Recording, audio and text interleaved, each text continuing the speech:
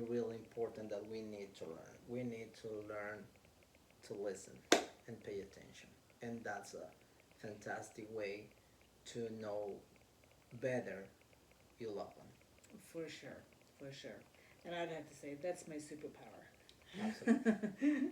Yeah. Well, and a lot of what that is because I'm curious. I'm genuinely curious about people and how and why they think and function the way they do, and and I think that that's something that could be really helpful because a lot of people they talk about, oh, we have to improve our communication. For the most part, that communication that nobody's thinking about really is about listening, paying attention and listening and hearing all of the things that the other person is saying because many times we hear a couple of words and that triggers our own little stories that come up that we're upset about or this that and the other, so we never hear the whole thing. And No, that's a problem. yeah, it is, it certainly is. Guilty. I'm learning. I'm learning. Getting better, getting better. Yeah, and actually, the books that I'm reading right now talks a lot about to listen and how successful people in business and life you mentioned. It's people who really, as you said, is genuinely curious about the other people and like to learn about the family and stuff like that and show real interest in the conversation, and that's the people who learn about others and that applying plays a really good way in the future. Mm, yeah, definitely. Yeah. Yeah, and and so other ways really to get to know your partner on a deeper level is also talking about your childhoods. Like, what were some of the things that you grew up with? What were some family traditions that you had? What were your favorite, holiday rituals and traditions? And is that something that you want to bring in to what you're doing now? Um, what did the different big events mean to you at the time, and how do you feel as though that colored you and that helped you become who you are now? And some of the big events in my childhood that are kind of major was when I was 5, my dad died. And so about 6 months later, we moved from Houston, Texas to Denmark, where I had to learn the language and the culture and everything else. And those had a huge impact, obviously, in how I developed and such. And you grew up in a big family with a single mom. Well, I grew up in a shoebox. Shoebox, yes, in Ecuador. That was a beautiful experience, but I always wanted to run away from home. Not because it was bad, because I don't know. I always had this tendency about freedom and try to make my own way.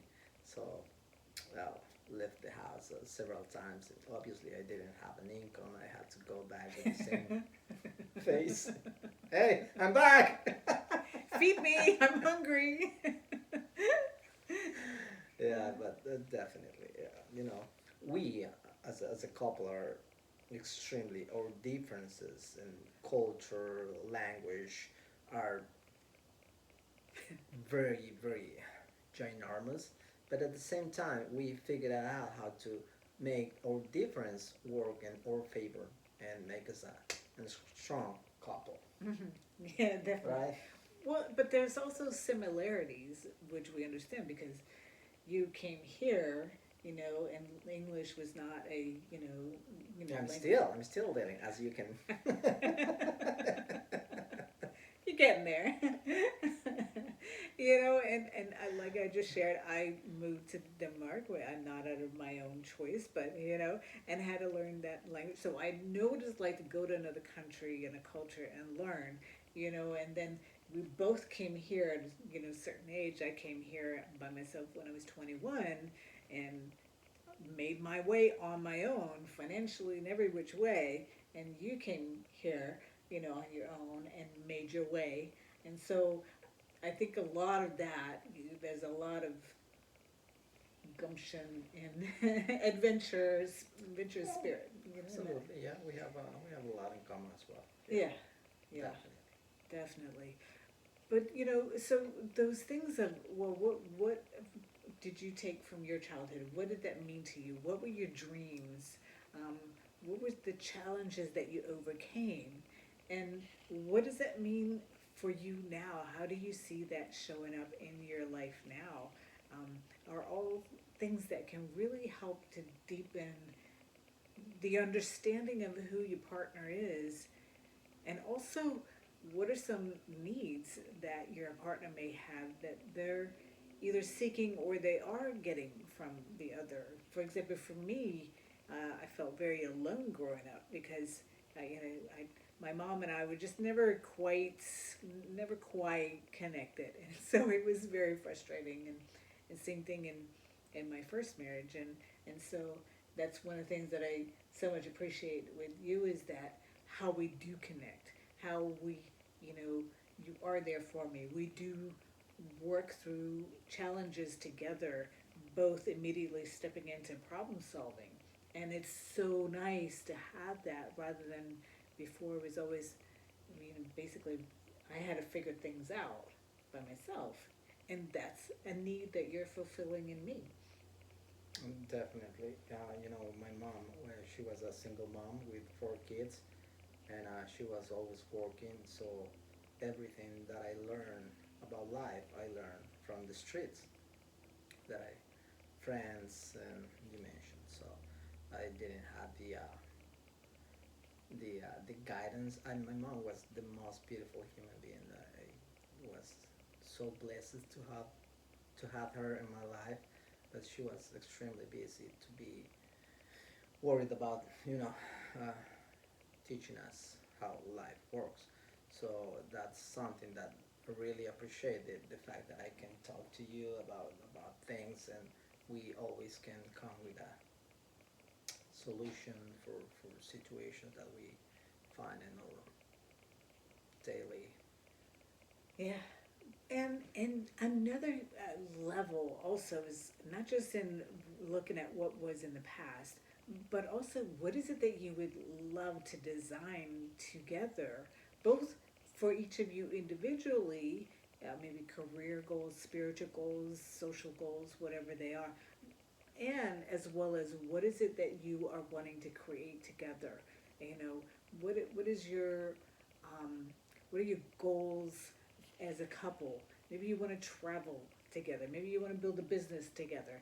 Maybe um, maybe you are in this phase of your life where you want to have children, and how are you going to raise those children? Is one parent going to stay home when the other, you know, provide? And how does it all look? Yeah, something that I really, really appreciate from you is I remember when we started to dating, and you said, what you want to accomplish and how can I help you in order to get to the point that you want to be. And I was, what are you talking about? It's not supposed to be like that. You always need to be the opposite. You need to try to be on my way to achieve things. So that was like cross a wall, break a wall. That was wow. That was fantastic. Yeah, Yeah, yeah. that was beautiful. And since then, we have been doing yearly vision boards, both for us, for each other's, and then As you can see right there. that's one. We got a couple others over there. We'll show you, give you some pictures, and it's fun, and it's something that gives you some direction. I always say it's kind of like setting your GPS, and you might, even though you have that GPS over there, veer off track every once in a while, but you get back on track much quicker. And maybe if you don't accomplish what's on that vision board, you did other things, which is where a few years ago we decided to, we should, on one side, write out what we actually accomplished, and then on the other side, we're going to write what it is that we want to have happen this next year. Yeah, that And was awesome. yeah, That was beautiful. it's something that we need to remember is that we can design our future. We can design our lives, where we gonna go, where we want to be. Mm, yeah. We can be the architects of our destiny. And sometimes that means doing something scary, or there are a couple options that we have to go through to get where we want to go.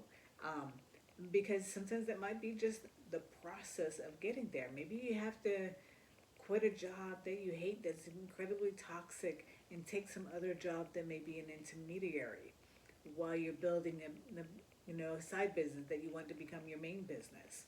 Maybe it's you know selling this house that you're drowning in, and renting or whatever, or doing something else until you get to the thing that you really want.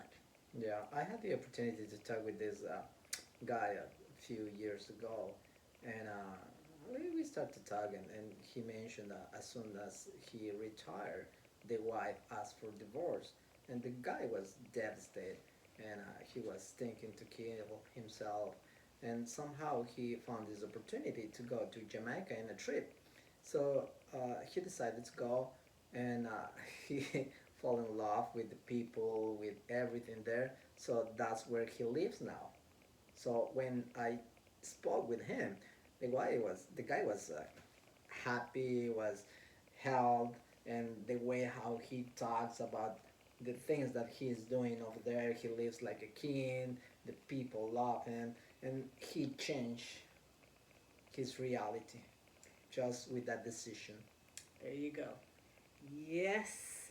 And that is really what we want to emphasize with this video today. You are in charge. When things aren't working out, many times it was actually a blessing that it didn't work out. Because in this particular case, oh my gosh, Yeah. his life got 100 times better, which it probably wouldn't have been if the wife had stayed. So she did him an enormous favor by leaving. So even in the most painful moments, always remember this pain is temporary, and what is next? What is next will show up for you if you are open and ready and willing to receive it. So that's what we have for you today. Yeah. If That was a you good like one. this video and it seemed to help you, or if you know somebody that they could probably stand to hear this, please share it. And Any comments?